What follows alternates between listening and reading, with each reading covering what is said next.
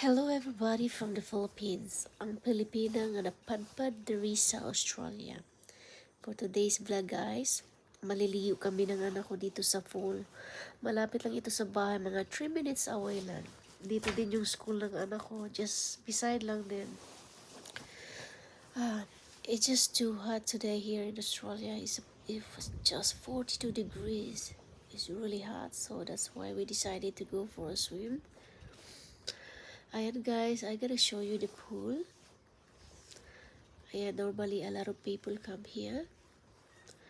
If you can see, there's more kids around. Ayan, ganda kasi dito, malaki yung pool nila. And then, meron din silang dito, pang kids talaga yung pwede sila maglalaro, mag-akit-akit doon, mag-slide pababa.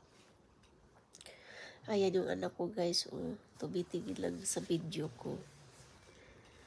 Ayan. Palagi din kami pupunta dito.